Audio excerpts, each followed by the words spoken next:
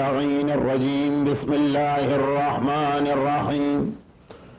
الحمد لله الملك الحق المبين وهو رب الشهداء والصديقين، والصلاة والسلام على خاتم النبيين ورحمة للعالمين أبي القاسم محمد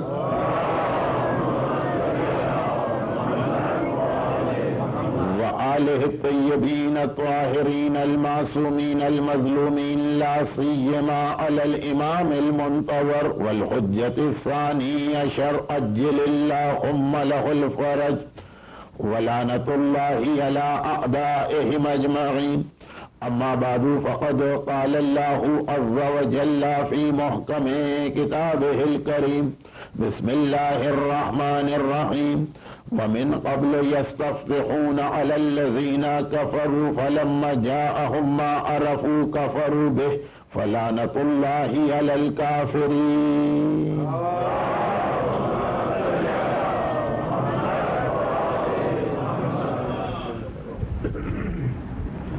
اس عشرہ مجالس کے لیے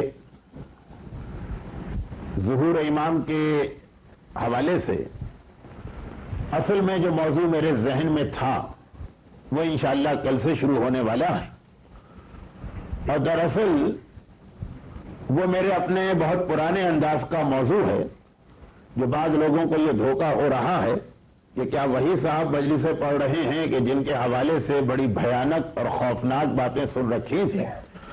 اور میں یقین دلاتا ہوں کہ جی ہاں، وہی صاحب یہ مجلسیں پڑھ رہے ہیں، اور غالباً کل کی مجالس سے جو ایک سلسلہ شروع ہوگا تو اس کے اندر پھر یہ ذرا سا بھی جو شک ہے وہ دور ہو جائے گا. لیکن وہاں تک پہنچتے پہنچتے کچھ تمہیدی باتوں کا بیان تھا. آج غالباً اس سلسلے کی آخری تمہیدی گزارش ہے. ایک مرتبہ پھر پاکستان اور خصوصاً کراچی سے وہ خبریں آ رہی جو ہر صاحب ایمان کو مضطرب و پریشان کر دیتی. یہ خیال نہ کیجئے کہ چونکہ آپ راحت و آرام کے ماحول میں بیٹھے، اور یہ خیال نہ کیجئے کہ اچھا ہوا کہ ہم وہاں سے نکل کے آ گئے، اب ہمارے لیے کوئی مسئلہ اور پریشانی نہ رہے.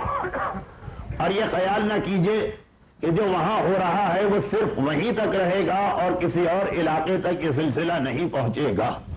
مختلف حوالوں سے، مختلف انداز سے غیبت کا زمانہ جیسے جیسے طولانی ہوتا جائے گا، ویسے ویسے ہر علاقے اور ہر خطے کے صاحبان ایمان کو امتحان دینا پڑے گا. غیبت کا زمانہ طولانی ہونے کا سبب کوئی خدا کی مصلحت نہیں، بلکہ ہماری اور آپ کی طرف سے کسی قسم کی کوئی کوتاہی اور غفلت ہو رہی. اور اس غیبت کے حوالے سے ہمیں بار بار ایک پیغام دیا گیا ہے کہ سنو، اس دوران جتنے تمہارے دشمن ہیں، چاہے وہ کوئی ایک آدمی ہو، چاہے وہ کوئی آرگنائزیشن ہو، چاہے وہ کوئی سپاہ ہو، چاہے وہ کوئی لشکر ہو، اور چاہے وہ کوئی قوم ہو، چاہے وہ کوئی بڑی طاقت ہو، یہ ان سب کو یہ تو سمجھنا کہ یہ گمراہ ہیں، سیدھے راستے سے ہٹے، مگر یہ خیال نہ کرنا کہ یہ احمق ہیں، بے وقوف ہیں، نادان ہیں یا ناسمجھ. ٹھیک ہے، ہم یہ نہیں کہہ سکتے کہ یہ لوگ عقل مند ہیں، اس لیے کہ عقل کی جو تعریف شریعت نے کی ہے اس کے اوپر یہ پورا نہیں اترتے. لیکن مولا نے تلکن نکرا کہہ کر یہ تو فرمایا کہ مکار ہیں، فتین ہیں، شریر ہیں، چالاک ہیں. ہر ذہانت اور عقل مندی کے لیے جتنے نگیٹو ورڈز ہیں وہ سب ان کے لیے استعمال ہوں گے. تو کہا کہ ان کو یہ نہ سمجھنا کہ یہ بہت ہی احمق یا ناسمجھ ہے، نہیں، بہت ہی زیادہ ذہین ہے، بہت ہی زیادہ مکار ہیں. تمہارے حالات کو تم سے بہتر جانتے ہیں، تمہاری کمزوریوں کو تم سے بہتر جانتے ہیں، اور ان کمزوریوں کو استعمال بھی کرتے ہیں. اور جب کبھی انہیں یہ مسئلہ پریشان کرتا کہ آخر اس قوم کا نام و نشان مٹ کیوں نہیں رہا، تو وہ غور کرتے اور پھر اس سبب یا سورس تک پہنچ جاتے اور پھر اسے مٹانے کی کوشش کرتے. دیکھیے، ہمارا دشمن بھی کبھی عاجز آ کر یہ سوچتا ہوگا کہ عجیب قوم ہے، اسے مارو، اسے جلاؤ، اسے کاٹو، ان کے لاشیں گراؤ، ان کے گھر اجاڑو، ان کے بچوں کا خاتمہ کرو، ہر وہ طریقہ اختیار کرو کہ جس کے بعد یہ اطمینان ہو جائے کہ اب یہ قوم زندہ نہیں رہ سکتی. اور وہ طریقے جو اس سے پہلے دوسری قوموں کے خلاف استعمال کیے گئے تو نام و نشان ان کا مٹ بھی گیا. اس دنیا کی تاریخ میں کتنی ہی قومیں ایسی جو فقط تاریخ کی کتابوں میں ہیں، آج کہیں نظر نہیں آتی. وہی سارے طریقے ہمارے خلاف استعمال کیے گئے تو آخر ہم کیوں نہیں مٹ رہے؟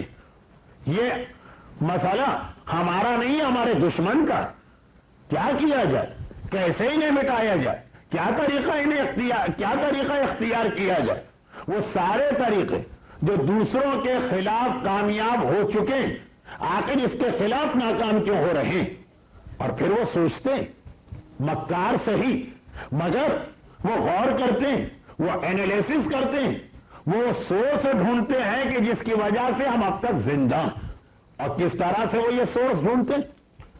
ان کو یقین ہو جاتا کہ اس قوم کی جو طاقت ہے اس کا راز کہیں نہ کہیں، اور اس چیز کو مٹانا چونکہ ایام ازا کی آخری مجلسیں، اس لیے انہی آخری مجالس کا جو عنوان ہوتا، اب وہ یہاں تو نہیں آ سکا، شاید بعد میں کسی اور جگہ آ جائے. اس کے حوالے سے ایک چھوٹی سی وہ روایت پڑھ رہا ہوں جو ہمیشہ منزل مصائب میں پڑھی جاتی ہے، لیکن آج مجلس کے آغاز میں اس لیے پڑھ رہا ہوں تاکہ آپ کو اندازہ ہو جائے کہ ہمارے دشمن کی تھنکنگ کا طریقہ کیا. اور اس کے بعد پھر زمانے کے امام سے ریلیٹڈ جو باتیں توحیدی تھی ان کا شاید آخری بیان آج ہو. کیا واقعہ یہی تو ہے نا کہ جس وقت یہ منہال کوفی 60s میں مدینہ منورہ پہنچے اور امام معصوم سے ملاقات کی، یعنی ہمارے چوتھے امام زین العابدین علیہ افضل الصلاۃ والسلام، تو جیسا امام کا طریقہ کار رہا کہ دوران حج جتنے لوگ امام کی زیارت کو آتے ہیں، امام ان سے ان کے علاقے کے حالات ضرور دریافت کرتے ہیں. پوچھا کہ اے منہال تم کوفے سے آ رہے ہو، کوفے کے کیا حالات؟ کہا فرزند رسول آج کل تو کوفہ ہی نظر نہیں آ رہا، ہر طرف آپ کے نام کا چرچا ہے، آپ کا چاہنے والا، آپ کا ماننے والا مختار نہ صرف یہ کہ تخت حکومت پر بیٹھا ہے بلکہ چن چن کے آپ کے دشمنوں کو واصل جہنم کر رہا ہے، کیفر کردار تک پہنچا رہا. آج کوفہ آپ کے دشمنوں کے لیے تنگ ہو چکا ہے، انہیں کہیں سر چھپانے کی جگہ نہیں مل رہی. مگر ہر مومن کو یاد ہے، ہر مومنہ نے یہ روایت سنی،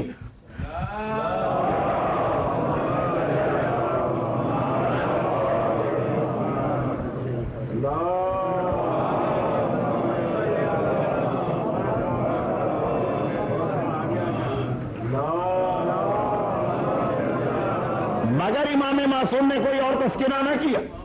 جیسے ہی یہ سوال، جیسے ہی منہال نے کوفے کی رپورٹ دی، امام نے صرف ایک سوال کیا کہ یہ بتاؤ ہرملہ پکڑا گیا کہ نہیں؟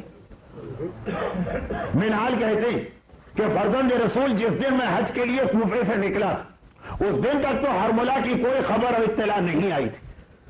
مجھے معلوم ہے اردو میں مختلف انداز سے ہرملہ کا نام لیا جاتا ہے، لیکن صحیح پروناؤنسیشن عربی میں تو ہرملہ. کہا کہ اس وقت تک اس کی کوئی خبر نہیں آئی تھی. امام منہال کے سامنے ایک مرتبہ دعا کے لیے ہاتھ اٹھائے اور کہا پروردگارا اس ہرملہ کو آخرت کی آگ سے پہلے دنیا کی آگ میں جلا اور اس کے ہاتھ پیر اسی دنیا میں کاٹے جائیں. منہال واپس آئے، حج مکمل ہو گئے، زیارت مدینہ مکمل ہو گئی.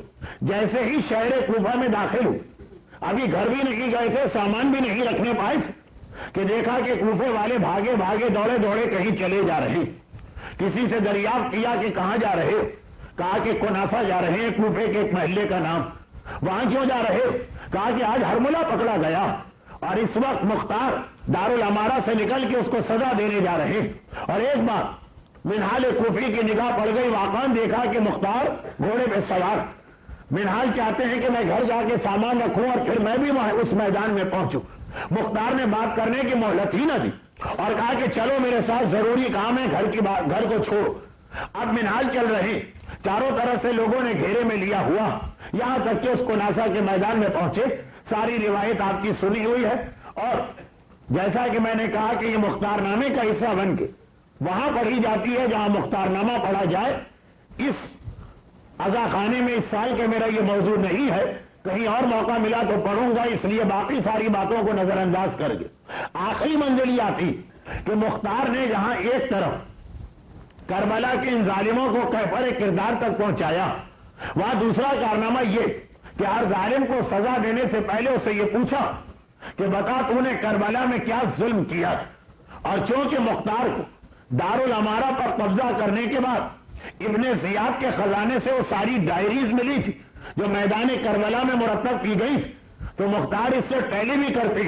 ہر ظالم کو پتا ہے کہ اگر میں نے غلط بیانی کی، جھوٹ کہا، اپنے جرم کو ہلکا کرنا چاہا تو میری سزا اور بڑھ جائے گی۔ خیر، اب ہرملا سے یہ پوچھا جاتا تو ہرملا کا جواب بھی ہر ایک کو یاد، مگر اس جواب کا صرف ایک فقرہ جو منزل مصائب میں آتا۔ آج مجلس کے آغاز میں پہلا نقطہ بن رہا ہے بات کے موضوع کو آگے بڑھانے کے لیے۔ ہرملا کیا کہتا ہے کہ میں 1000 تیر اندازوں کا سالار، اور پسر سعد نے جنگ کے آغاز میں مجھ سے کہہ دیا کہ فی الحال تیرا کوئی کام نہیں ہے اور تجھے کوئی زحمت نہیں دی جا رہی۔ بہرحال عرب کا سب سے بڑا تیر انداز کا ایک کونے میں بیٹھ گیا۔ جب یہ جنگ، جب یہ جہاد ایسے مرحلے میں آئے گا کہ ہماری بھی سمجھ میں کچھ نہیں آ رہا ہوگا، تیرے بغیر جب جیتنا ناممکن ہے، اس وقت تجھے زحمت دی جائے گی۔ اور پورے میدان کربلا پسر سعد یا عمر سعد نے مجھے کسی وقت نہیں بلایا، مگر 3 ایسے موقع تھے کہ جس وقت مجھے بلایا گیا اور بڑی پریشانی کی عالم میں بلایا گیا، اور ان 3 موقعوں میں سے بھی سب سے پہلا موقع ہرملا نے جو پہلی بات بتائی وہ اسے ذہن میں رکھیے گا۔ یہ وہ اصول ہے جو ہرملا سے لے کے آج تک ہمیشہ اس وقت استعمال کیا گیا جب ہمارے دشمنوں نے یہ دیکھا کہ آخر یہ ملت، آخر یہ قوم ختم کیوں نہیں ہو رہی، مٹ کیوں نہیں رہی، اس کے خلاف کی جانے والی ہماری ساری پلاننگ درہم برہم کیوں ہو رہی۔ ہرملا کیا کہتا کہ پہلی بار میدان کربلا میں نے عمر سعد کو کب پریشان دیکھا، جناب علی اصغر کا واقعہ دوسرا تھا، اس سے پہلے جب کب پریشان دیکھا، عمر سعد کب گھبرایا ہوا رہا، جس وقت عباس فرات سے مشق سکینہ بھر کر خیام حسینی کی جانب واپس آ رہے ہیں، اور ایک بار گھبرا کے عمر سعد میرے پاس آتا اور کہتا ہے کہ ہرملا غضب ہو گیا، صبح سے لے کے اب تک پریشانی کا ایسا کوئی وقت اور کوئی مرحلہ نہیں آیا، اور پریشانی اس بات کی ہے کہ ہمیں کسی طرح سے عباس کا راستہ روکنا، اگر یہ پانی ایک بار خیمے میں پہنچ گیا تو غضب ہو جائے گا۔ ہم نے سارے طریقے اختیار کر لیے مگر عباس کو نہیں روک پا رہے۔ دیکھو تیروں سے جسم زخمی، دیکھو دایاں بازو کاٹا جا چکا، بایاں بازو کاٹا جا چکا، سر سے پیر تک زخموں سے چور چور، مگر اس حالت میں اس طرح آگے بڑھ رہا کہ میرا 30,000 کا لشکر ہاتھ کٹے ہوئے اس سالار یا اس سپاہی کا راستہ روکنے میں ناکام۔ اے ہرملا، خیمے بہت قریب آ چکے، اب یہ فقط تیرے ذمے کسی طرح سے کربلا کی جنگ کو ہمیں جتوا دے، عباس کا راستہ روک لے، عباس کو خیمے تک نہ جانے دے۔ ہرملا کا جملہ بھی ہر ایک کو یاد۔ ایک مرتبہ ہرملا کہتا ہے کہ اب میں آیا میدان اور میں نے واقعاً دیکھا کہ منظر ایسا ہی منظر کہ سیدھا ہاتھ کٹ چکا، الٹا ہاتھ کٹ چکا ہے، سر سے پیر تک مثل غربال عباس کا جسم زخمی ہے اور تیر لگے ہوئے، مگر پھر بھی نہیں رک رہا، اور ان کٹے ہوئے بازوؤں کے ساتھ جب اپنی سواری کے گھوڑے کو آگے بڑھاتے تو کائی کی طرح سے 30,000 کا مجمع چھٹ جاتا۔ میں نے سوچا میں کیا کروں، میں نے سوچا کہ میں کس طریقے سے عباس کو روکوں، کہاں تیر ماروں، کس طرف سے عباس کو زخمی کروں۔ پیشانی میں بھی تیر ہے لیکن عباس نہیں رکے، پشت میں بھی تیر ہے مگر عباس نہیں رکے، بازو کٹے ہوئے ہیں اور باقی بازو زخمی ہے لیکن عباس نہیں رکے، کس طرح سے عباس کو روکوں۔ آخر میں نے اپنے آپ سے ایک سوال کیا، یہ ہرملا جیسا ظالم کہہ رہا، کائنات کی تاریخ میں ایسے ظالم بہت کم گزرے ہوں گے، مگر وہی بات جو میں نے مجلس کے شروع میں کہی کہ ظالم ہونا اور بات ہے، احمق نہیں ہے، نادان نہیں ہے، بے وقوف نہیں ہے، مکاری ہے۔ ایک مرتبہ کہہ رہا کہ میں نے سوچا کہ آخر کیوں نہیں رک رہے ہیں عباس؟ کیا چیز ہے جو اتنے زخمی عباس کو حوصلہ دے رہی، اتنے زخمی عباس کو سہارا دے رہی؟ میرے ذہن میں خیال آیا جس وقت میں نے دیکھا کہ اس حالت میں بھی عباس کی ساری کوشش یہ ہے کہ کسی طرح سے مشق سکینہ کو بچایا جائے۔ جدھر سے تیر آتے ہیں عباس اپنا بدن ادھر بڑھا دیتے ہیں، تیر کو مشق تک پہنچنے سے روک دیتے ہیں۔ بس میں اس نتیجے پہ پہنچا، یہ اس زمانے کا ہرملا نہیں ہے، اس وقت سے لے کے آج تک کا ہر ظالم اور دشمن اسلام اس نتیجے پہ پہنچا۔ میں اس نتیجے پہ پہنچا اس مشق سکینہ نے عباس کو سہارا دے رکھا۔ عباس کا سارا حوصلہ اس مشق سکینہ کی وجہ سے ہے۔ عباس کے جسم کو زخمی نہ کرو، عباس کو زخمی نہ کرو، مشق سکینہ کو چھیدو، عباس کا حوصلہ ختم ہو جائے گا۔ چنانچہ باقی ہر تیر انداز عباس کے جسم کو نشانہ بنا رہا اور میں نے مشق سکینہ کو نشانہ بنایا۔ ادھر یہ تیر چلا، ادھر مشق سکینہ چھیدی، ادھر یہ پانی بہا اور ادھر عباس بھی گھوڑے سے زمین کربلا پہ گر پڑے۔ جو نتیجہ میں نے سوچا تھا وہی نکلا۔ جب تک کہ مشق سکینہ میں پانی تھا، کٹے ہوئے بازو بھی تھے، سر سے پیر تک زخمی بھی تھے، مگر عباس کا حوصلہ جوان تھا۔ اور جیسے ہی یہ پانی بہ گیا گویا بدن کی ساری طاقتیں ختم ہو گئی، گویا حوصلہ عباس، توہین نہیں کر رہا ہوں، بات کو سمجھانے کا طریقہ وہ بھی ختم ہو گیا۔ یہ ہر ملا نے سوچا، مگر اس وقت سے لے کے آج تک ہر آدمی یہ سوچتا، ہر دشمن اسلام یہ سوچتا، ہر دشمن تشیع یہ سوچتا ہے کہ کیا بات، ہم نے مارا، ہم نے شہید کیا، ہم نے تلواریں چلائیں، ہم نے گھر اجاڑے، ہم نے زخمی کیا، ہم نے ان کی نسلوں کو مٹا دیا، ہم نے ان کو شہروں سے بیابانوں میں بھیج دیا، مگر پھر بھی یہ زندہ اور ہر مرتبہ ایک نئی شان کے ساتھ، ہر مرتبہ ایک نئی طاقت کے ساتھ، ہر مرتبہ ایک نئے حوصلے کے ساتھ۔ وجہ کیا، ریزن کیا چیز ہے جو ان کو اتنی طاقت، اتنا حوصلہ، یہ کریج دے رہی ہے؟ یعنی تشیع کے لیے مشق سکینہ کیا چیز بن رہی ہے؟ اور ہمارا دشمن جس نتیجے پر پہنچا اس کے اندر تین باتیں شامل، ایک نہیں تین باتیں، اور یہ تینوں باتیں میں بغیر کسی ترتیب کے بتا رہا ہوں۔ یہ نہیں ہے کہ میں نے سب سے اہم بات کو پہلے رکھا، نہیں، ترتیب کے بغیر۔ ایک ہماری آزاداری، ایک ہماری مرجعیت، اور سب سے بڑھ کر ایک ہمارے پاس اپنے زمانے کے امام کا عقیدہ۔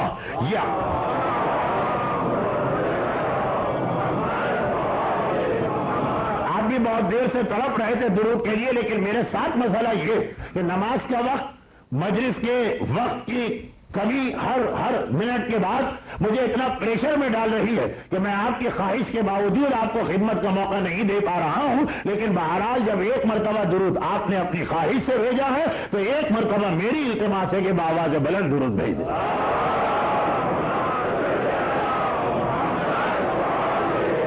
اس زمانے کے امام کا عقیدہ، اب باقاعدہ اس کو اینالائز کیا گیا، وہ رپورٹس ہیں، خاص طور پر انقلاب اسلامیہ ایران کے بعد خصوصیت کے ساتھ ٹارگٹ زمانے کے امام کا عقیدہ بنایا گیا۔ اور یاد رکھیے گا کہ جب کسی چیز کو ہدف بنایا جاتا ہے اس کے دو طریقے ہوتے ہیں۔ پہلا طریقہ یہ ہوتا ہے کہ باہر سے اس پہ حملہ کیا جاتا، دوسرا طریقہ یہ ہوتا ہے کہ اندر سے کچھ لوگوں کے بھول پنے سے فائدہ اٹھایا جاتا۔ نادان دوست سے جانا دشمن کو بہتر، جس حوالے سے بھی کہا گیا، لیکن بعض افراد کچھ لوگ نادان دوستی کا کام کرتے ہیں، اور یہ تینوں چیزوں کے حوالے سے مرجعیت پہ ایک اٹیک باہر سے ہو رہا، اور بعض لوگ نادان دوستی کا مظاہرہ کر کے مرجعیت کو مجروح کر رہے ہیں۔ عزاداری میں ایک حملہ باہر سے ہو رہا، اور بعض عزادار واقعان مخلص، واقعان محب اہل بیت، واقعان حسین کے غم میں آنسو بہانے والے، مگر اپنی نادان دوستی کی وجہ سے کچھ ایسی چیزیں عزاداری میں شامل کر دیتے ہیں کہ دشمنوں کو انہیں ایکسپلائٹ کرنے کا موقع ملتا۔ آج کا موضوع یہ نہیں ہے، لیکن کبھی موقع ملا تو زیادہ تفصیلی بات ہوگی۔ اور زمانے کے امام کے حوالے سے بھی یہی مسئلہ، ایک حملہ باہر سے ہو رہا اور ایک حملہ ہمارے اندر سے ان معنوں میں کیا جا رہا کہ کچھ نادان، کچھ ناسمجھ، کچھ بھولے بھالے لوگوں کو اس طرح سے امام زمانہ کے عقیدے کی جانب لے جایا جا رہا کہ وہ یہ سمجھ رہے کہ ہم خدمت امام کر رہے ہیں، انہیں نہیں پتا کہ اس کی وجہ سے یہ اس مستحکم عقیدے کو شک میں ڈال رہے ہیں۔ جیسے آج کل یہ دعوے بہت زیادہ بڑھ گئے کہ امام سے ہمارا پرسنل کانٹیکٹ، امام سے ہماری ملاقاتیں ہوتی، امام سے ہمارے ڈائلاگ ہوتے، امام ہمارے گھر تشریف لاتے، امام ہمارے ساتھ ناشتے میں بیٹھا کرتے، امام ہمارے گھر کی ڈبل روٹی کھایا کرتے، امام فلاں کرسی پہ آ کے بیٹھا کرتے. یہ سارے دعوے ہو رہے ہیں، بہت کثرت کے ساتھ ہو رہے ہیں، بہت سارے مختلف علاقوں میں ہو رہے ہیں. ہو سکتا کہ یہ نادان دوست اپنی جگہ یقین کے عالم میں سمجھ رہے ہیں کہ جو ان کے پاس آیا. میں اس قسم کے موضوعات پر بہت احتیاط سے بات کرتا ہوں، سینسیٹیو ایشو ہوتے ہیں. لوگ بجائے اس کے کہ اصل میسج کو سمجھے، کسی ایک لفظ کو جو ہو سکتا ہے کبھی غلطی سے زبان سے نکل گیا، پکڑ کے ساری تقریر کا مقصد تباہ کر دیتے. دیکھیں یہ مشہور واقعہ، اور غالباً اس وقت ہمارے ممبر پہ آنے والے وہ تمام افراد جو کرنٹ ایشوز پر گفتگو کرتے ہیں وہ یہ واقعہ ضرور کوٹ کرتے ہیں. اور حجت الاسلام مولانا سید ذکی باقری صاحب قبلہ جو سارا سال آپ حضرات کو ان تمام حقائق سے آگاہ کرتے ہیں، انہوں نے بھی یہ واقعہ ضرور کوٹ کیا ہوگا. مگر بعض مصلحتوں کی بنا پر مختصر کر کے صحیح میں ذرا سے یہ واقعہ بتا رہا ہوں تاکہ زمانے کے امام کے حوالے سے، فی الحال میں مرجعیت کے موضوع کی تفصیل میں نہیں جا رہا ہوں، فی الحال میں عزاداری کے موضوع کی تفصیل میں نہیں جا رہا ہوں، مگر جملہ پھر دوہرا دوں کہ باہر سے ایک حملہ ہو رہا جس میں عزاداری ختم کرنے کی کوشش کی جا رہی، اور اندر سے کچھ ایسی چیزیں عزاداری میں شامل کی جا رہی کہ جس کی وجہ سے عزاداری کو مشکوک قرار دیا جا رہا. وہ بے حجابی کا مسئلہ تو اپنی جگہ ہے، اس کے علاوہ بہت ساری باتیں، مگر زمانے کے امام کے حوالے سے باہر کے جو حملے ہیں اس کا بیان تو اب شروع ہوگا، مگر جو اندر سے مخلص لوگ، اچھا مسئلہ یہاں پہ یہ کہ یہ غلطیاں کرنے والے مخلص ہوتے. ہم جانتے ہیں کہ یہ دشمن کے ایجنٹ نہیں، ہم جانتے ہیں کہ ان کے عقیدے میں خرابی نہیں، اس لیے اور ہم دھوکے میں آ جاتے. مگر ایک آدمی مخلص ہے، ایک آدمی دشمن کا ایجنٹ نہیں، ایک آدمی سنسیئرٹی کے ساتھ خدمت امام کرنا چاہتا. یہ تو ضروری نہیں ہے نا کہ وہ دھوکہ نہ کھا سکے یا اپنی کمی علم کی وجہ سے شیطان کے ہاتھوں میں نہ کھیل سکے. کتنے ہی خدمت گزار کمی علم کی وجہ سے شیطان کے ہاتھوں میں کھیل جاتے ہیں. گرچہ دانا دشمن نادان دوست کا واقعہ، ریچھ اور مکھی بھگانے اور پتھر مارنے کا واقعہ اس کی ایک مثال ہے، لیکن جب مجلس کا وقت کم ہو تو ادھر ادھر جانے کی گنجائش نہیں ہوتی ہے. اصل واقعہ سن لیجیے. مسئلہ سامرہ. اچھا یہ واقعہ وہ جسے بہت سارے لوگوں نے مختلف شہروں کے نام سے بیان کیا، شہر اس کے اندر اہمیت نہیں رکھتا، مگر حقیقت میں یہ واقعہ سامرہ کا. سامرہ کے حوالے سے دو باتیں یاد رکھیے گا. پہلی بات یاد رکھیے گا کہ یہ وہ شہر کہ جہاں پر غیر شیعہ حضرات کی تعداد بہت زیادہ، مگر ہماری چند انتہائی اہم زیارتیں اسی شہر میں. میں خالی یہ نہیں کہہ رہا کہ دو معصومین کے روزے یہاں، وہ تو ہیں، وہ تو ٹاپ آف دا لسٹ ہے، مگر اس کے علاوہ زمانے کے امام سے ریلیٹڈ اور کتنی ساری زیارتیں اسی سامرہ میں. یہاں تک کہ ان کی مادر گرامی کی قبر یہیں پر ہے، یہاں تک کہ وہ سرداب مقدس کہ جس میں امام کی ولادت ہوئی تھی وہ یہیں پر ہے. لیکن اکثریت یہاں پہ غیر شیعہ حضرات کی. ایک بات یہ. دوسری بات یہ کہ 100 سال پہلے جب شیعہ مرجعیت کی وجہ سے، میں اپنے موضوع سے نہیں ہٹاؤں، ابھی آ رہا ہوں اور بہت تیزی سے آ رہا ہوں، اس لیے کہ گھڑی نے مجھے بتایا کہ 8:30 بج گئے، یعنی تقریر کا آدھا وقت ختم ہو گیا. بہت تیزی سے آ رہا ہوں، پہلے یہ واقعہ پورا ہو جائے. دوسری بات یہ کہ سامرہ سے شیعہ مرجعیت کی ایک نئی تاریخ بنی تھی.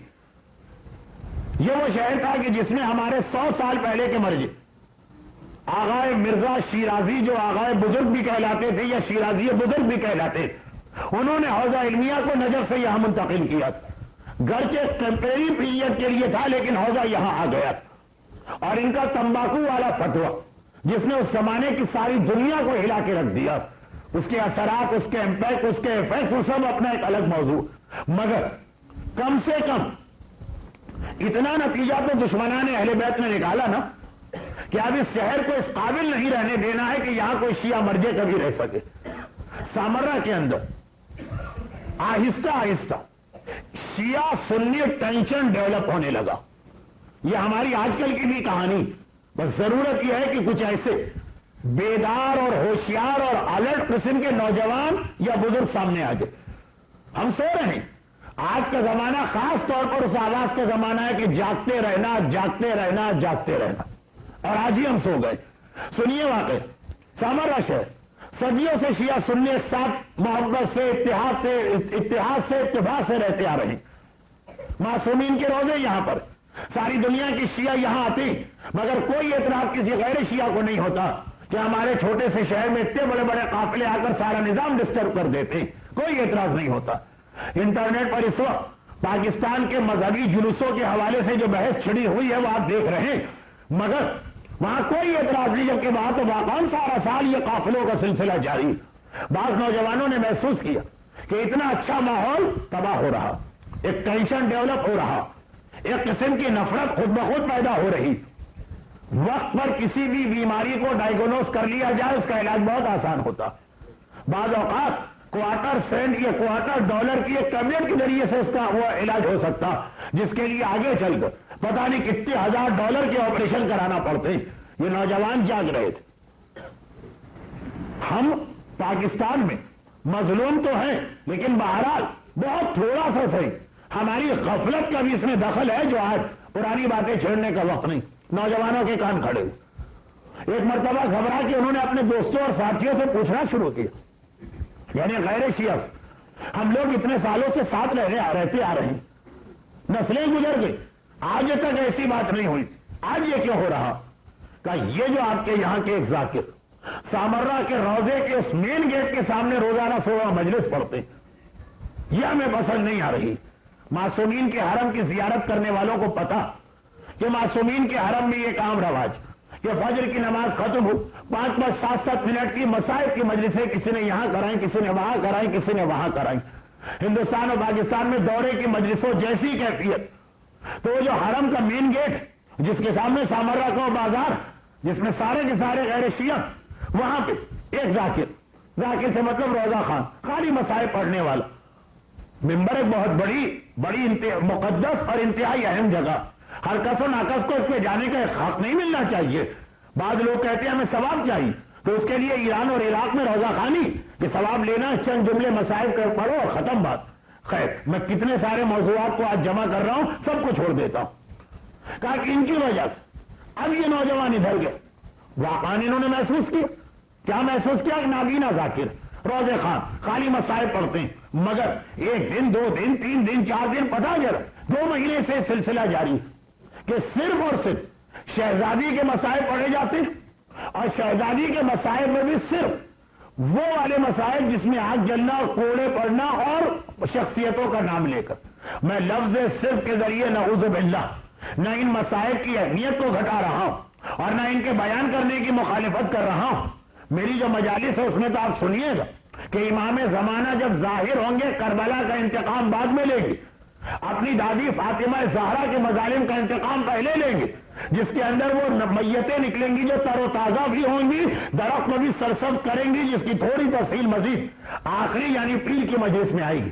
میں اس لیے کہہ رہا ہوں کہ کچھ لوگ یہ سمجھے کہ بات میں نے نامکمل چھوڑی، نہیں، وہ پیر کی مجلس میں جا کے مکمل ہوگی. خلاصہ جو آخری مجلس ہے، خلاصہ حالات، دشمنوں کا علاقہ، غیروں کا علاقہ، نام لے کے شخصیتوں کا ذکر، جو ہمارے ممبر کا طریقہ نہیں ہے، جو میں نے پہلے بھی کہا تھا اشاروں میں بات کی جاتی ہے، اور 1 دن نہیں، 2 دن نہیں، 3 دن نہیں، مسلسل 60 دن. عموماً ہمارے یہاں جب مجلس ہوگی تو زیادہ ذکر کربلا والوں کا ہی ہوگا، 99%، سوائے اس کے کہ کوئی مخصوص تاریخ آ جائے. وہاں کے تذکرہ صرف ان مسائل کے ایک حصے کا شخصیتوں کا نام لے کے ہو رہا. چنانچہ حیرت ہوئی نا کہ جو عام شیعہ طریقہ ہے اس سے ہٹ کے مسائل پہنچے، اور جانے کے بعد کہا کہ اے روزہ خان، اے ذاکر، کیا آپ کو کوئی اور مسائل نہیں آتے؟ کہا کہ ساری زندگی میری گزری، ایسے لوگ عموماً 60-70 سال کی عمر ہوتی، سارے مسائل یاد ہے. تو کہا 2 مہینے سے آپ فقط ایک ہی مسائل پڑھ رہے اور اس میں بھی لوگوں کے نام لے رہے ہیں. گھبرا کے کہا کہ مسئلہ میرے علم اور لا علمی کا نہیں، مسئلہ یہ ہے کہ کسی کی منت. کہا اچھا منت ہے، کیا منت؟ کہا مجھے نہیں معلوم. چند دن پہلے، 2 مہینے پہلے، مثلاً یہ 2 مہینے میں مثال کے طور پہ کہہ رہا ہوں، ایک نوجوان رات کو میرے پاس آیا تھا اور اس نے کہا تھا کہ کام کی منت مانی گئی، کام ہو گیا، منت پوری کرنا. اور منت یہ ہے کہ ہمیشہ یہاں پر سامرا کے روزے کے مرکزی دروازے یعنی مین گیٹ کے باہر یہ مسائل روزانہ صبح کے وقت آپ کو پڑھنا. اور اس کے لیے وہ آ کے 1 دینار یا 1 درہم ہدیہ دے کے جاتا. روز رات کو آتا ہے یا ہر 15 دن کے بعد آتا ہے, ہدیہ دے کے جاتا. اس کی منت ہے, پوری کر رہا ہے, اس لیے میں یہ مسائل پڑھ رہا ہوں. کہا اچھا کون ہے؟ کہا مجھے نہیں پتا, میں نابینا ہوں, میں نہیں پہچانتا. کب آتا؟ اس اب یہ جو تاریخ اور اوقات میں بتا رہا ہوں یہ سب مثلاً. کہا مثلاً ہر شب جمعہ آتا. پہنچ گئے شب جمعہ, واقعاً دیکھا کہ رات کے 8 بجے ایک نوجوان گیا, ذاکر کو پورے ہفتے کی مجلس کا ہدیہ دے کے باہر آئے, روک لیے. کہا کہ ذرا ہم پوچھنا چاہتے ہیں کہ آپ کی منت کون سی تھی, کیا کام تھا, یہ والی منت آپ نے کیوں مان؟ گھبرا کے کہا نہیں, منت میری نہیں, منت کسی اور کی. وہ سامنے نہیں آنا چاہتا, اس نے مجھے ذریعہ بنایا. وہ مجھے مثلاً 1.5 درہم دے کے جاتا, کہتا 1 درہم ذاکر کو دے دینا ایک ہر مجلس کے, اور آدھا درہم یہ تمہارا حق المحنت ہے, یہ تم رکھ لینا. چنانچہ میں نیکی کا کام ہے اور بانی مجلس اور ذاکر کے درمیان میں واسطہ اور وسیلہ بن رہا ہوں. پاکستان میں اگرچہ یہ واسطے اور وسیلے کے نام بھی کچھ اور ہو گئے ہیں, اور یہ جو 1 درہم کے بعد آدھا درہم مزید ملتا ہے اس کا نام بھی کچھ اور ہو گیا, لیکن چونکہ مجلس آج بڑی سنجیدہ چل رہی, واقعاً سوکھے منہ کے ساتھ, اس اعتبار سے میں ادھر ادھر کہیں نہیں جا رہا. تو اب دیکھیے بات آگے بڑھی. اب یہ حیرت ہوئی, اس انداز کے بانی مجلس نظر نہیں آتے. ہاں یہ ہے کہ کبھی کوئی مصروف ہے, کسی عالم سے بات کرتے ہوئے جھجک رہا ہے, کسی کو واسطہ بنایا, لیکن منت کی اس طرح کی مجلس کا. اچھا وہ کون؟ کہا فلاں آدمی. وہاں پہنچ گئے. فلاں آدمی بھی ان معنوں میں, فلاں آدمی بھی ان معنوں کے اندر کہ کہا کہ وہ میرے پاس مثلاً ہر ہفتے بدھ کے دن آتا. اب یہ بدھ کو پہنچ گئے. اس آدمی کو دیکھا, پکڑ لیا, کہا کہ آپ کی منت تھی کیا؟ کہاں؟ گھبرا کے کہا میری منت نہیں, اصل میں منت کسی اور کی ہے, وہ سامنے نہیں آنا چاہتا. اب ایک مرتبہ سلسلہ سامنے نہیں, سامنے نہیں, سامنے نہیں, سامنے نہیں, یہ کون سی ایسی منت؟ اب وہ ڈھونڈتا چلا تو یہ سلسلہ اس زمانے کی 1 صدی پہلے کی جو سب سے بڑی دنیا کی طاقت, British umpire, British high commissioner جو بغداد میں تھا, وہاں تک سلسلہ پہنچا. پتا چلا کہ وہاں کا جو 3rd سیکریٹری تھا, یہ فنڈ وہاں سے چلتے ہیں ایک مومن کے پاس, یہ کہہ کے پہنچائے گئے کہ منت کا ایک منت کی مجلس کرانا ہے اور امام کے نام پہ کرانا. جہاں مجلس کا نام آ جائے, منت کا نام آ جائے, کون مومن دوبارہ غور کرے یا سوچے گا؟ ضرورت بھی محسوس نہیں ہوتی. لیکن کہا کہ نہیں, ہم چاہتے ہیں زیادہ سے زیادہ لوگ ثواب میں شریک ہو, تو آپ خود نہ جائیے گا, آپ کسی اور کو مقرر کیجیے گا اور وہ کسی اور کو مقرر کرے گا. ہر چیز کے لیے کچھ جواز ڈھونڈے جاتے ہیں. جیسے اسلام میں مستحب ہے نا کہ صدقہ اگر غریب کو دینا تو جتنے بیچ میں میڈیم اور واسطے آتے جائیں اتنا ثواب بڑھتا چلا جاتا. ایک مسئلہ ہے, میں مسائل کی تفصیل میں نہیں جا رہا ہوں, بتا یہ رہا ہوں کہ وہاں مسئلہ استعمال کر کے ان کو مس گائیڈ کیا گیا. وہ تو یہ سامرا کے نوجوان چونک گئے کہ آخر یہ ٹینشن کیوں ہو رہا. ایک فکر تو یہ ہوتا ہے تو ہونے دو, ارے ہم بھی دیکھ لیں گے, تعداد میں کم ہے لیکن ہم ہمیشہ اکثریت کو دباتے آئے ہیں, آج تک کوئی ہمیں نہیں مٹا سکا ہے. وہ ایک کہیں گے تو ہم 10 جواب دیں گے. ایک یہ انداز ہوتا, ایک یہ طریقہ ہوتا, اور ایک طریقہ یہ ہوتا ہے کہ اچھا بھلا ماحول خراب کیا ہو رہا اور اس کے بعد بھی اتنی دلچسپی لینا.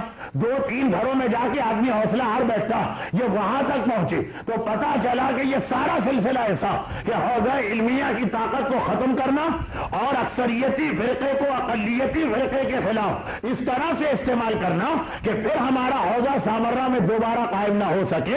یہ طریقہ, اور یہ طریقہ اسی صدی کا ہے جو میں نے بتایا, نہیں ہر دور کا ہے, مگر اس صدی میں زیادہ شدت سے استعمال ہو رہا. تو ہو سکتا ہے وہ لوگ مخلص بھی ہو سکتا ہے کہ وہ لوگ اپنی جگہ بالکل دل کی گہرائی سے سمجھ بھی رہے کہ جو ہمارے گھر آ کے کہتے ہیں کہ میں امام ہوں تو وہ امام ہو سکتا ہے. یہ لوگ خیال یہی کر رہے ہیں, مگر یہ ٹیسٹنگ ہو رہی. آپ کو معلوم ہے نا کہ مغربی دنیا کا ایک طریقہ کار, پرسوں کی مجلس میں یہی مثال ایک اور حوالے سے آئی, لیکن آپ کا ٹائم ویسٹ نہیں کیا جائے گا. ایک طریقہ کار کہ جب بھی کوئی پروڈکٹ مارکیٹ میں لائی جاتی تو ایک دم نہیں لائی جاتی, پہلے اس کے کئی ٹیسٹ یا ٹرائل ہوتے ہیں, چھوٹے پیمانے پہ اس کو آزمایا جاتا.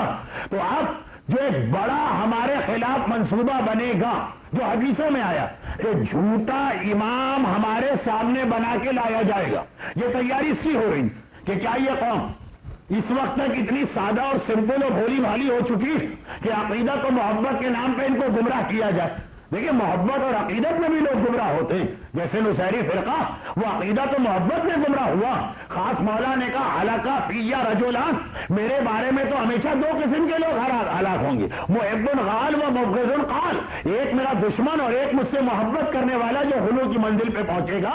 یہ نہج البلاغہ کی حدیث ہے، ریفرنس میں نے دے دیا۔ تو خلاصہ یہ کہ اب یہ ٹیسٹنگ ہو رہی، سوچنے کی بات، کراچی، لاہور، حیدرآباد، دکن، بمبئی، ہندوستان کے دوسرے علاقے، قطر، بحرین، شارجہ، گلف، حتیٰ یہ کہ انگلینڈ، یہ مختلف جگہوں پہ ایک دم سے یہ شوشے کیوں چھوٹ گئے کہ لوگ کہنے لگے ہمارے پاس امام آتے ہیں، وہ اپنے یقین کی منزل پر ہیں، 100% یقین کی منزل پر۔ گھر کی پہچان تو اسی طرح کی ہوتی کہ امام آتے ہیں، جیسے ابھی میں دبئی مجلس سے پڑھ رہا تھا، حسینیہ زہرا کا امام آتے ہیں، خاتون کا دعویٰ، اور آ کے انہوں نے کہا کہ نماز پڑھا کرو تو اس میں وضو کی ضرورت نہیں، یہ امام آ کے ان کو بتا رہے ہیں، اور وہ پورے مجمع کو یہ ہدایت دے رہی۔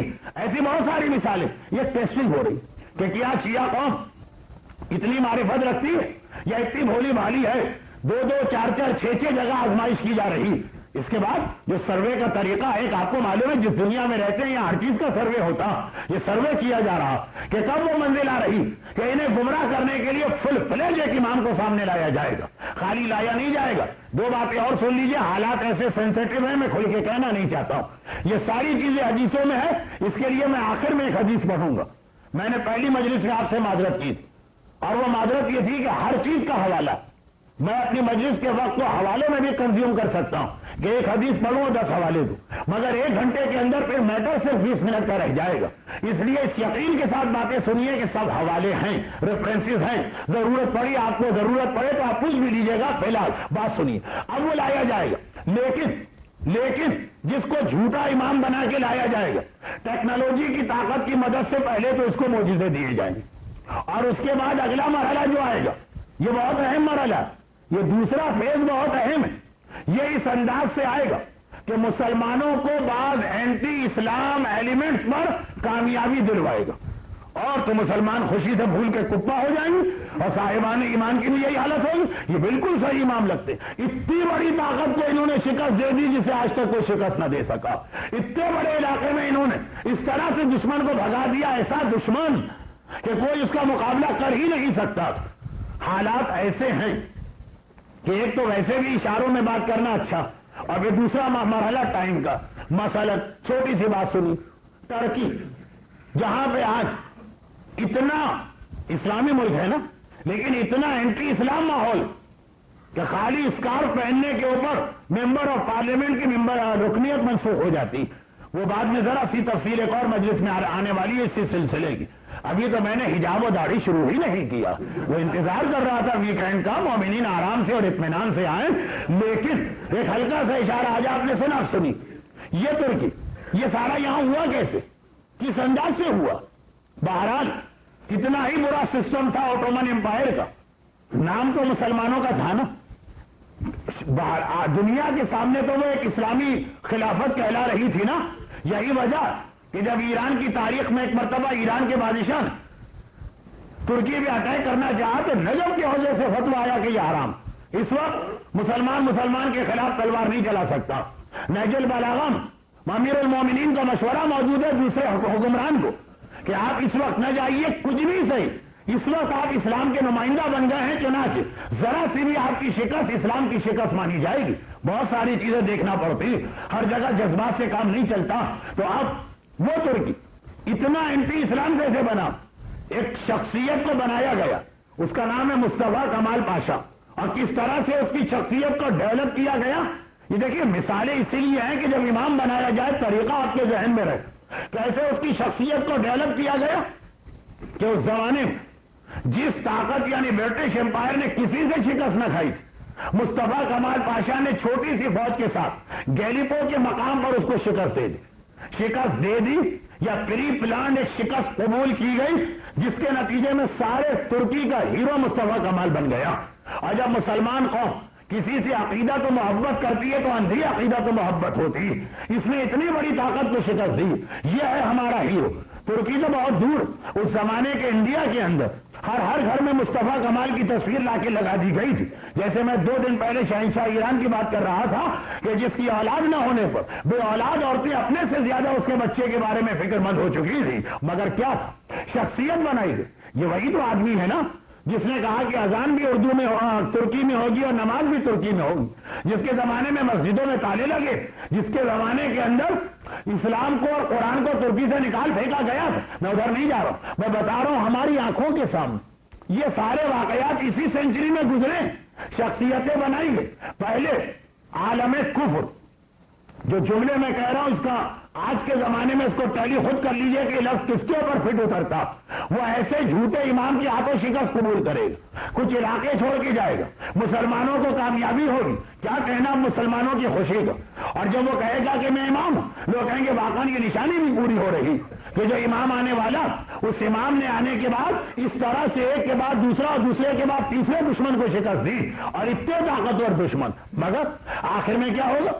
جو نوسٹریڈیمس کی پروفیسیز کا آخری مرحلہ, آخر میں کیا ہوگا؟ آخر میں وہ امام مار دیا جائے گا. اور اس امام کا مرنا مسلمانوں کو جس طرح مشق سکینہ سے پانی نکلا وہ کیفیت ہو جائے گی تشیع پر. یہ تو ہمارے امام تھے, یہ شہید ہو گئے, ساری روایتیں غلط ہوں گی, سارے علماء نے جو آج تک بتایا غلط ہو گئے, ہم صحیح بھی ہیں کہ غلط ہیں. اس طرح سے کنفیوز ہو کے رہ جائے گی. چنانچہ اب آئیے صرف ایک حدیث پڑھ رہا ہوں ریفرنس کے لیے, صرف ایک حدیث. صادق آل محمد امام جعفر صادق علیہ الصلوۃ والسلام.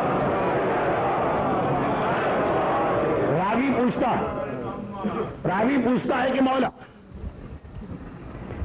یہ حدیث شیخ کاظم قزوینی نے اپنی کتاب الامام المہدی من المہد الی اللحد, جس کا اردو ترجمہ بھی ہو چکا, اس میں نقل کی. راوی کہتا ہے مولا آخری امام کے ظہور کی نشانیوں میں سے کوئی خاص نشانی بتائی. یہ سوال بہت سارے خاص قسم کے راوی کرتے تھے. ایک تو یہ ہوتا تھا کہ امام, اور ہر امام, یہ سب سے زیادہ انٹرسٹنگ ٹاپک بھی تھا اور سب سے زیادہ امپورٹنٹ بھی تھا. ہر امام اپنے زمانے کے اندر ظہور کی کچھ نشانیاں ضرور بتاتا. لیکن ایک تو ہوتی ہے جنرل پبلک, سنتی ہے چلی جاتی, اور ایک ہوتے اسپیشل قسم کے لوگ, وہ رک جاتے ہیں. کہا مولا ہمیں اس سے سیٹسفیکشن نہیں ہوا, فقط اور فقط اس لیے کہ چونکہ سوزخانی اور سلام کی حد تک مومنین کرام کی فرمائشیں آتی ہیں اور پوری کی جاتی ہیں. مجلس پڑھنے والے کو یہ ایڈوانٹیج نہیں ہوتا ہے, لیکن یہاں بھی ایک خواہش آ جائیے کہ یہ حدیث پڑھ دیجیے. اور میں سوچ رہا تھا کہ میں اس کو اپنی مجلس میں کہاں جا کے فٹ کروں گا, کیونکہ جو میرا ٹاپک تھا اس میں اس کی گنجائش نہیں تھی, خود بخود بن گئی. امیر خسرو سے کچھ عورتوں نے کچھ چیزیں بتائی نا کہ کھیر کو اور چرخے کو اور کتے کو اور ڈول کو ایک مرتبہ شعر میں جمع کیجیے. شعر مجھے پڑھنا بھی نہیں آتے, اس لیے ساری زندگی شاعر میرے دشمن رہے. شاعروں کا مزاج آپ کو پتا ہے نا. میر مہدی مجروح غالب کے بہت ہی قریبی شاگرد, ان کے سامنے کسی نے غالب کا شعر غلط پڑھ دیا. ارے گویا کیا جیسے ایٹم بم پھٹ گیا, آگ بگولے ہو گئے. کہا کہ یہ غالب کا شعر ہے, قرآن حدیث نہیں ہے کہ جیسا دل چاہا پڑھ دیا, اس میں ذرا سی بھی غلطی نہیں ہو سکتی. تو وہ جو کیفیت اور مزاج ہے کہ قرآن جیسا پڑھو کوئی حرج نہیں, حدیثوں کی جیسے نعوذ باللہ ٹانگ توڑو کوئی حرج نہیں. شعر کے اندر کہیں نہ سکتا ہو, نہ کہیں شتر گربا ہو, نہ کہیں الف گر رہا ہو, نہ پتہ نہیں کیا کیا ہو رہا ہو. تو خلاصہ یہ کہ بہرحال مجھ سے کہا گیا اتفاق سے موضوع بن گیا.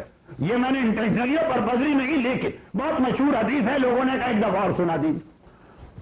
میرا مولا ممبر کوفہ سے خطبہ دے رہا ہے کہ آخری زمانے کے آخر کی, خود آخری زمانہ بھی ذرا بڑا زمانہ ہو, آخری زمانے کی آخر کی نشانی کیا. یہ وہ نشانی ہے جو صحیح مسلم کتاب میں پیغمبر سے مروی, یعنی شیعہ اور سنی دونوں کتابوں میں آ گئی. وہاں عبداللہ ابن مسعود راوی اور یہاں کمیل ابن زیاد راوی, جن کی دعائے کمیل انشاءاللہ کل آپ لوگ نماز کے بعد شرکت کریں گے. حدیث کیا, چاہے پیغمبر ہو چاہے مولا, فرما رہے ہیں کہ آخری زمانے کی ایک نشانی یہ کہ 4 گناہ بڑی کثرت کے ساتھ ہوں, مگر جن 4 گناہوں کا نام لیا گیا وہ ہر دور میں کثرت سے ہوئے. کہا شراب, رشوت, سود اور گانا بجانا, غنا جسے عربی میں کہتے ہیں. لیکن ہر دور ایسا تھا, شرابیں بھی پی گئی, رشوتیں بھی لی اور دی گئی, سود بھی کھایا گیا اور غنا تو بعض اوقات عبادت تک میں داخل کر دیا گیا. نہیں کہا آخری زمانے کی نشانی یہ کہ 4 گناہ ہوں گے لیکن ذرا سی ٹرک کے ساتھ ہوں گے. اس حدیث کا ایک حصہ نہج البلاغہ تک میں موجود اور وہ یہ کہ پہلے ان 4 گناہوں کو حلال کیا جائے گا, جائز کیا جائے گا دلیلوں کے ذریعے, پھر یہ گناہ کیے جائیں گے. دیکھیں فرق ہوتا, ایک آدمی گناہ کرے اور یہ سمجھ رہا ہو کہ میں گناہ کر رہا ہوں, ایک گلٹی کانشیس رہے گا اس کے پاس, اس کے سمجھنے کے امکان, مگر جب گناہ کو گناہ ہی نہ سمجھ رہا ہو تو ایک مرحلے میں بھی یہ امکان نہیں کہ وہ سمجھے گا. بھائی ہم پانی پی رہے ہیں, کبھی امکان ہی نہیں ہے کہ ہم پانی چھوڑ دیں گناہ سمجھ کر, ہمیں پتا ہے کہ یہ حلال ہے. تو یہی ہوگا, فرماتے ہیں اللہ کے رسول اور میرا مولا آخری زمانے میں شراب دوا کی اور شربت کے نام پہ حلال کی جائے گی. بہت زیادہ اس کی تفصیلات ہیں, میں فقہی مسائل میں آج نہیں جا رہا ہوں. اور سود کو نفع کے نام پہ حلال کیا جائے گا. ایک صاحب کہیں گے کہ میرا مکان ہے, میں اسے رینٹ پہ دے سکتا ہوں, دے سکتے ہیں, اور جو رینٹ آتا ہے منتھلی لے سکتا ہوں, لے سکتے ہیں. کہا بجائے مکان کے اسی کے ویلیو کے برابر کینیڈین ڈالر میں کسی کو قرضے پہ دے, کسی کو رینٹ پہ دیتا ہوں. جب اس کا رینٹ جائز ہے تو اس کا رینٹ کیوں جائز نہیں؟ یہ اعتراف قریش مکہ نے بھی کیا. قرآن نے اس وقت ایک ہی جواب دیا, احل اللہ البیع وحرم الربا. کہا بعض جگہ لاجک سمجھانے کا وقت نہیں. انہوں نے کہا بھائی باقی چیزوں کی خرید و فروخت جائز ہے, پیسے کی خرید و فروخت کیوں جائز ہے, یہ سود کیوں حرام؟ کہ بس سمجھ, اسے اللہ نے حلال کیا, اسے اللہ نے حرام کیا, بس ختم با. Order is order. اللہ نے کہا وہ حلال تو حلال, یہ حرام تو حرام. دیکھیے لاجک ہے, فلسفہ ہے, لیکن ہر چیز کا موقع محل ہوتا. تو شراب, سود, رشوت تحفے کے نام پہ حلال کی جائے گی, اور غنا کا یہ تفریح کے نام پہ اس کو حلال کیا جائے گا. کہا جائے گا یہ وہ والا گانا کو تھوڑی ہے جو اس زمانے میں ہوتا تھا, یہ تو دوسرا والا گانا. یہ ایک نئی چیز آئی ہے نا کہ یہ وہ شراب نہیں ہے, یہ وہ سود نہیں ہے, یہ وہ غنا نہیں ہے جو آخر میں پیک میں جا کے فرینکفرٹ میں مکمل ہوا تھا. پچھلے 2 سال پہلے شاید میں نے یہ عرض کیا تھا کہ یہ چیز, بھائی یہ شرابیں وہ شرابیں نہیں ہیں جو زمانے میں بنتی تھی. وہ کچی شراب ہوتی تھی, وہ زہریلی شراب ہوتی تھی, اسے پی کے آدمی واہی تباہی بکا کرتا. یہ تو بڑی اچھی شراب ہے, اسے پی کے تو اور آدمی سوبر نظر آتا. یہ وہ والا سود نہیں ہے, وہ تو اضعافاً مضاعفہ کمپاؤنڈ سود تھا, سود در سود وہ حرام تھا. یہ تو بزنس سود ہے, یہ کیوں حرام ہوگا؟ اور آخری مرحلہ یہ آتا, کہا کہ مولانا وہ جو سور حرام تھا تو وہ زمانے کا سور حرام تھا, آج کے زمانے کا سور حرام نہیں. بھائی آج کے زمانے اور زمانے کے سور میں کیا فرق ہے؟ کہا اس زمانے کا سور گندگی کھاتا تھا, آج کا سور ایسے فارم میں پالا جاتا ہے اور اتنی اچھی غذا دی جاتی ہے کہ آپ کے بچے وہ کھانا نہیں کھا سکتے جو یہ سور کھاتے ہیں, جن کے پھر یہ برگر بنتے ہیں اور ہر جگہ کھلائے جاتے ہیں. یہ وہ سور ہی نہیں, یہ وہ غنا ہی نہیں, یہ وہ رشوت ہی نہیں ہے, یہ وہ شراب ہی نہیں. کہا جب مومن یہ طریقے اختیار کرنے لگے گا, بھائی کافر نہیں کرے گا, منافق نہیں کرے گا, وہ ہمیشہ کرتے آئے. آخری زمانے کا تماشا یہ ہوگا, متقی, پرہیزگار, صاحبان علم, صاحبان تقوی, ان میں سے بہت سے اس راستے پہ چلیں گے. کمیل نے سنا, سارے مجمع نے سنا, ممبر کوفہ کبھی خالی کو تھوڑی ہوتا. ایک بار مولا اترے, کمیل باقی مجمع جا رہا ہے, کمیل قریب آ, یا امیر المومنین زدنی بیانہ, میری تشفی اتنی سی بات سے نہیں ہوئی, مجھے ذرا اور تفصیل بتائیے آخری زمانہ کسے کہتے. کہا چلو کمیل, اور یہ کہہ کے کوفے سے باہر ایک ڈیزرٹ میں, صحرا میں, جنگل میں لے جا کے کھڑا کر دی. خالی ایک کھجور کا درخت لگا تھا. کمیل سے کہا کمیل اس درخت کو دیکھ رہے ہیں؟ کہا مولا میں آخری زمانے کی نشانی پوچھ رہا ہوں, آپ مجھے درخت دکھا رہے. کہا کہ نہیں یہ درخت دیکھو, یہ وہ ہے کہ جس پر تمہیں اس جرم میں سولی دی جائے گی کہ ہم سے محبت کرتے ہو. کمیل کربلا کے واقعے کے وقت زندہ تھے مگر عجیب جگہ پہ تھے. 67 ہجرہ میں حجاج ابن یوسف نے انہیں گرفتار کر کے شہید کیا. میسم تمار ابن زیاد کے ہاتھوں شہید ہوئے, کمیل ان کے بھی کئی سال بعد. کہا اس درخت میں تمہیں سولی دی جائے گی فقط میری محبت کے جرم, اور پھر یہیں پہ تمہاری قبر بنے گی. اور آج بھی جو لوگ کربلا کی زیارتوں کو جاتے ہیں تو کوفے کی زیارتوں کے درمیان اور نجف کی زیارتوں کے درمیان, نجف کی شہر کے اندر آ گئی ہے کمیل کی قبر, یہاں پہنچتے.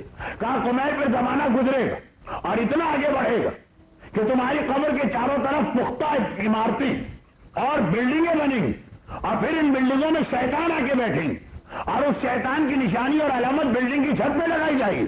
وہ یسمّا بِإِنْتِینَا، اور اس زمانے کے لوگ اس کو اینٹینا کہا کریں گے جب تمہاری قبر کے چاروں طرف بلڈنگوں میں شیطان آ کے بیٹھ جائے اور اس شیطان کی نشانی کا نام اینٹینا ہو، سمجھ لینا میرے بیٹے کے ظہور کا زمانہ کبھی بھی آ چکا۔ اب یہ لفظ اینٹینا اور لفظ شیطان ذرا سی وضاحت چاہتا ہے، مگر یہ آج کا نہیں بات کا مسئلہ ہے۔ اگر میں بھول گیا کوشچن آنسر کے سیمینار میں یاد دلائیے گا۔ پرسوں فرائیڈے کو 10:30 بجے میری مجلس ختم ہوگی، پھر تابوت برآمد ہوگا، اس کے بعد سوال و جواب کا سیشن شروع ہوگا۔ میں نے ابھی سے بتا دیا۔ تو اب یہ اینٹینا والی حدیث کمیل اس وقت سنی جب مولا سے کہا مولا عام بیان مجھے نہیں چاہیے، کوئی خاص نشانی۔ آج یہ راوی چھٹے امام کے پاس پہنچا، کہا مولا یہ جو آپ عام نشانی بتا رہے ہیں وہ والی حدیث کل پڑھوں گا، جس کے بعد راوی نے سوال کیا مجھے کوئی خاص نشانی چاہیے۔ کہا سنو خاص نشانی، میرا بیٹا کب آئے گا؟ میرا بیٹا اس وقت آئے گا جب ہمارے ماننے والوں میں سے بہت سے لوگ قسم کھا کے یہ کہہ رہے ہوں گے اور وہ اپنی جگہ سمجھ رہے ہوں گے کہ سچی قسم کھا رہے ہیں، قسم کھا کے یہ کہہ رہے ہوں گے کہ ہم امام زمانہ کی میت کو دیکھ کر آئے ہیں اور ان کی نماز جنازہ میں شرکت کر کے آئے ہیں۔ جھوٹ نہیں بول رہے ہیں، یعنی ویسے جھوٹ بول رہے ہیں، لیکن وہ یہ سمجھ رہے ہیں کہ واقعاً ہم امام زمانہ کی میت دیکھ کے آ رہے ہیں، ان کی نماز جنازہ پڑھ کے آ رہے ہیں۔ ہمارے ماننے والے پورے یقین کے ساتھ، سب کی بات نہیں ہے لیکن ماننے والوں میں سے کچھ قسم کھا کے کہیں گے جب یہ منظر ہوگا اس کے بعد میرا بیٹا آئے گا۔ تو یہ کون امام زمانہ ہوگا کہ جس کی میت کو دیکھنے اور اس کی نماز جنازہ پڑھنے کا مومن کو اتنا یقین ہوگا؟ یہ وہی ہوگا جسے جھوٹا امام بنایا جائے گا اور اسے کچھ ٹیمپریری فتح دی جائے گی اور ایسی طاقتوں میں دی جائے گی کہ مومن خوش ہو جائے گا۔ کسی چھوٹے موٹے ملک میں نہیں، چھوٹے موٹے ملک کی اگر کامیابی ہو گئی، کوئی چلی ولی کا ملک، کوئی گھانا وانا کا ملک، کوئی بنگلہ دیش ٹائپ کا ملک، تو کیا فرق پڑتا ہے؟ نہیں، کوئی ایسی بڑی طاقت کے خلاف کامیابی تو مومن کہے گا اب تو یقین ہو گیا، اتنی بڑی طاقت کو تو زمانے کے امام ہی شکست دے سکتے ہیں، مگر پھر وہ مارا جائے گا اور لوگ یہ سمجھیں گے امام شہید ہو گئے۔ نتیجہ کیا نکلے گا؟ نتیجہ یہ نکلے گا کہ جب اصلی امام آئیں گے تو مجمع کہے گا وہ امام تو شہید ہو چکے ہیں، یہ کون آ گیا؟ یہ اصلی ہے ہی نہیں۔ یہ ہو جائے گا ماجرا کہ جو جھوٹا امام ہے اس کو سچا سمجھ لیں گے اور جب اس کو اپنی آنکھوں کے سامنے مرتا دیکھیں گے تو جو سچا آئے گا کہیں گے یہ سچا ہی نہیں ہے، موقع سے فائدہ اٹھانے کے لیے آ گیا۔ اور یہ سب اس لیے ہوگا کہ معلومات کی کمی ہوگی اور یہ پتہ نہیں ہوگا کہ سچے اور جھوٹے کے درمیان ہم فرق کیسے کریں گے۔ اب وہ کیسے ہم کریں گے، یہ ان میں سے کچھ باتیں انشاءاللہ کل سے شروع ہوں گی، سب نہیں کچھ باتیں۔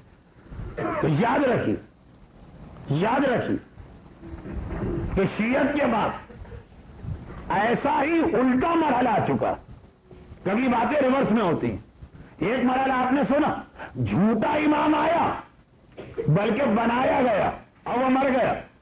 پوری شیعت نہیں، کچھ لوگ جیسے آج بھی ایسے خوش عقیدہ ہیں، یعنی ہم ان کو جھوٹا بھی نہیں کہہ سکتے لیکن وہ کہتے ہیں کہ امام ہمارے پاس آتے ہیں، واقعاً مخلص ہیں، کہیں ان کے کردار میں جھول نظر نہیں آیا، بس کیسے ان کا یہ دعویٰ مانے۔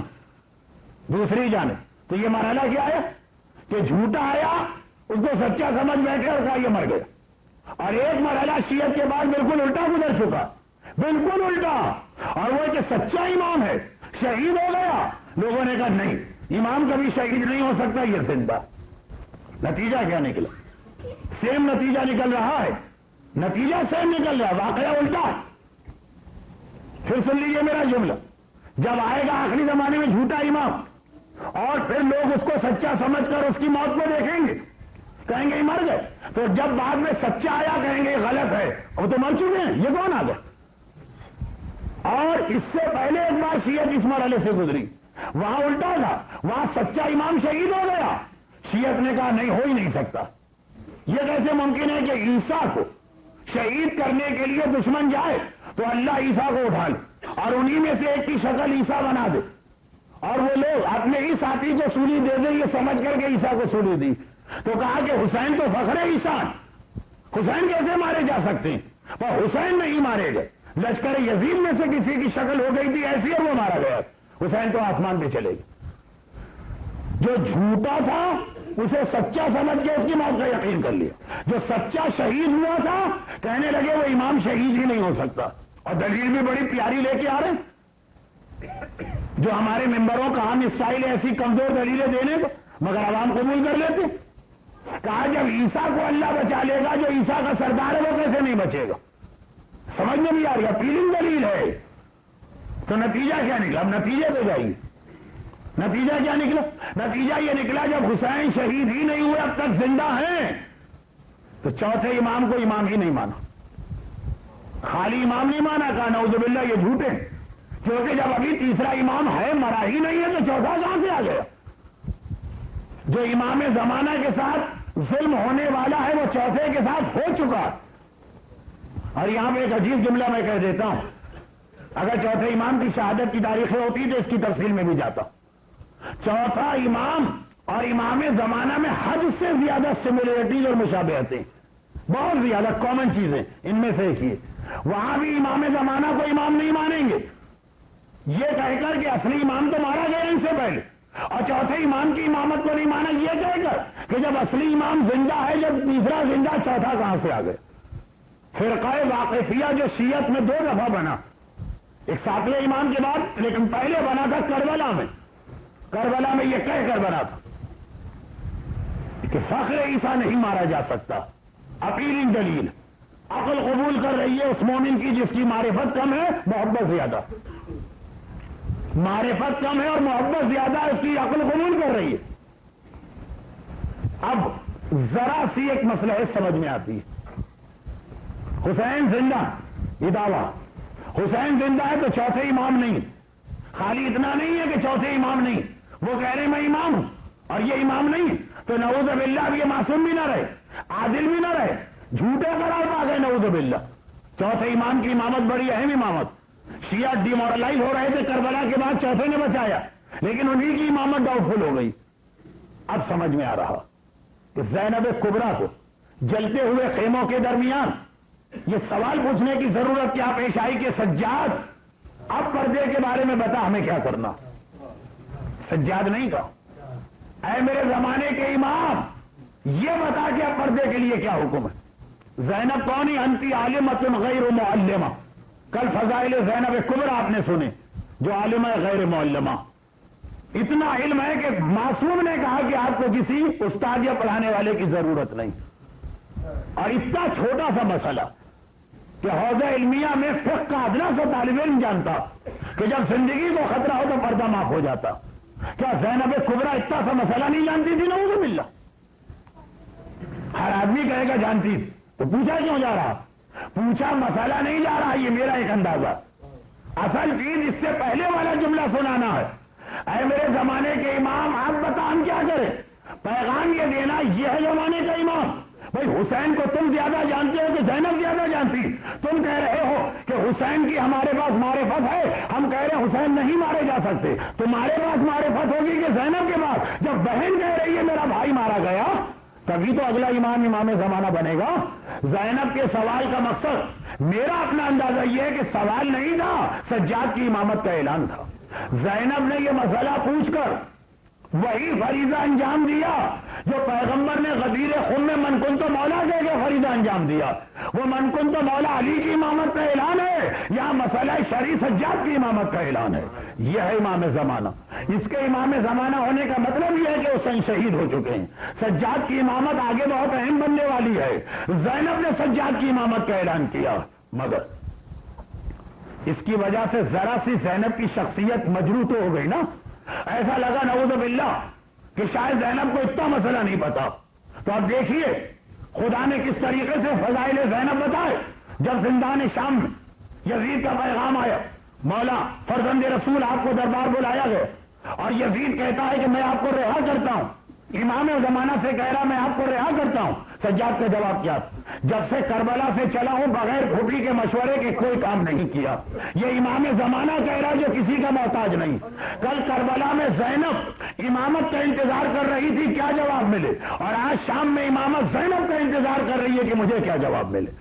وہاں امامت کو بچانے کے لیے زینب نے اپنی شخصیت کو مجروح کر دیا، تو یہاں امامت نے فضیلت عظمت زینب بتانے کے لیے اپنی شخصیت کو مجروح کر دیا کہ امامت زینب کا انتظار کر رہی ہے. زینب کسی معمولی شخصیت کا نام نہیں. ہمارا لاکھ لاکھ سلام علی کی شیر دل بیٹی زینب کبریٰ پر اگر کسی علاقے میں 3 میں سے کوئی ایک پریشانی آ جائے، اچھے خاصے اپنے آپ کے کنٹرول رکھنے والے اور طاقتور نرم رکھنے والے بھول جاتے ہیں۔ اگر کسی کی آنکھوں کے سامنے اس کا جوان بیٹا مارا جا رہا ہو، آپ کا دوست ڈاکٹر ہے، آپ گئے کہا ڈاکٹر صاحب مجھے بخار ہو گیا، فلو ہو گیا، آپ بتائیے کہ اس کی کیا دوا؟ ارے کہے گا پاگل ہو رہے، میرا جوان 18 سال کا میرے سامنے الیاں رگڑ رہا اور تم آگے فلو کی دوا پوچھتے ہیں، میری سمجھ میں کچھ نہیں آ رہا، چلے جاؤ۔ دوسری چیز، آگ اگر کہیں پہ لگ جائے، آپ گئے کسی لائر کے پاس، وکیل صاحب میرا کیس کورٹ میں گیا ہے، آپ بتائیے کہ اس وقت قانون کیا کہتا؟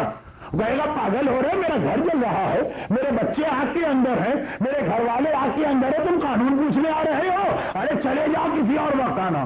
اور نمبر 3، جب کہیں پہ زلزلہ یا ارتھکویک آ جائے، ماں اپنی گود کے بچے پھینک کے بھاگتی ہیں، مگر ہمارا سلام ہو علی کی اس بیٹی پر کہ میدان کربلا میں ایک نہیں 3 مصیبتیں دیکھ رہی ہے، ایک نہیں اس کے گھرانے کی 18 لاشیں جلتی رہتی پہ پڑے ہیں، سارے خیمے آگ کی لپیٹ میں ہیں، زمین کربلا میں زلزلہ ہے، سرخ و سیاہ آندھیاں چل رہی ہیں، سورج کو گہن لگ چکا ہے، مگر اللہ نے صبر و وقار زینب کبھی بچوں کو سنبھالے، کبھی سیدانیوں کو تسلی دے۔ جب جلتا ہوا خیمہ سجاد کے خیمے میں آگ پہنچی، بیمار بھتیجے کو خیمے سے اٹھا کے باہر لائے اور کس انداز سے میدان کربلا میں حسینی قافلے کی کیفیت تھی۔ بعد واقعہ کربلا کسی نے پوچھا تھا مولا سجاد جب خیموں میں آگ لگی تھی تو اس وقت آپ کے گھرانے پہ کیا گزری؟ سجاد کے ہاتھ میں تسبیح تھی، کہا اگر یہ تسبیح ٹوٹ جائے تو دانے کس طرح بکھر کے رہ جاتے ہیں، میدان کربلا میں نبی زادے امام زادے اس طرح سے بکھر کے رہ گئے تھے۔ کوئی بچہ کہیں سو رہا ہے، کوئی بچہ کہیں رو رہا ہے، رات کا اندھیرا چھا گیا، زینب نے آواز دی کلثوم بہن آؤ کم از کم بچوں کو جمع کر لیں، یہ وہ سیدانیاں، یہ علی اور فاطمہ کی وہ بیٹیاں جو دن کی روشنی میں بھی اکیلے کبھی گھر سے باہر نہ نکلی، کوئی محرم ساتھ ہوتا تھا، اور آج رات کا وقت ہے، کوئی شہر بھی نہیں، کربلا کا جنگل ہے۔ کلثوم ذرا چلو میرے ساتھ، بچوں کو جمع کریں، سوتے ہوئے بچوں کو لے کے آئیں، روتے ہوئے بچوں کو لے کے آئیں، لیکن ایک جھاڑی کے نیچے جب 2 بچے نظر آئے، ایک دوسرے کی گلوں میں باہیں ڈالے ہوئے، کہا آہستہ چلو آہستہ چلو، ایسا نہ ہو کہ ان کی آنکھ کھل جائے۔ مگر جب قریب پہنچے تو کیا دیکھا؟ اولاد عقیل کے 2 شہزادے ہیں جن کے سینے پہ گھوڑوں کی ٹاپوں کے نشان بنے ہیں۔ یہ شہزادے نہیں ہیں، لاشیں ہیں۔ مگر زینب نے کہا کلثوم بہن گھبرانا نہیں، پریشان نہ ہونا، ایک لاشا تم اٹھاؤ، ایک لاشا میں اٹھاتی ہوں۔ دونوں بہنوں نے ایک ایک لاشا اٹھایا، مگر اب زینب کا دل بھر آیا، پلٹ کے فرات کو دیکھا، عباس تو نہ رہا تو آج یہ وقت آ گیا کہ تیری بہنوں کو لاشیں بھی اٹھانا پڑ رہے۔ ہائے میرا عباس، ہائے میرا جری، اللہ